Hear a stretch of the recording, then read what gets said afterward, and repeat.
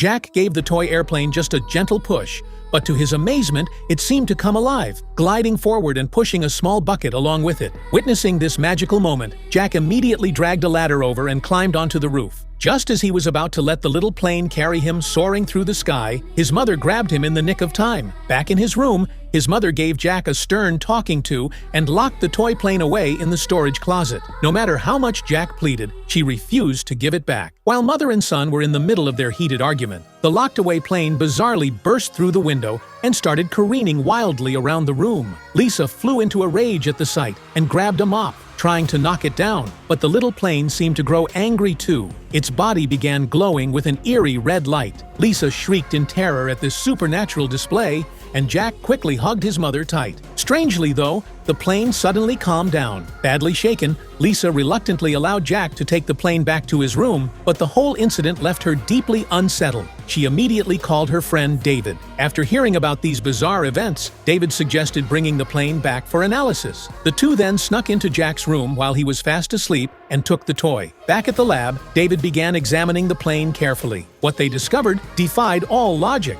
After a thorough scan, the plane contained no electronic components whatsoever. David was baffled. Could this toy actually be enchanted? To test his theory, David placed the plane under a heavy pendulum and let it slam down hard. Incredibly, the plane emerged completely unscathed. Meanwhile, when Jack discovered David had taken his plane, he headed to the lab to get it back. Arriving at the perfect moment, he spotted David on the phone and quietly snatched the plane, ducking behind some cabinets to hide. Jack planned to sneak out when the coast was clear, but as soon as David hung up, he noticed someone hiding behind the furniture. He immediately realized Jack had come to steal back the plane. Just as David moved to confront him, the cabinet suddenly shook violently and toppled toward him. Jack seized his chance and bolted for the exit. Using his father's access card, he raced all the way to the rooftop of the research facility. That's when a wild idea struck him. He strapped the toy plane to himself and climbed to the highest point of the building. Then the miracle actually happened. The plane lifted Jack into the air. As they soared over the bustling city, pedestrians below stared in disbelief. After flying for some distance, Jack landed in a forest. As he headed home with the plane, he spotted someone ahead waving at him. At first,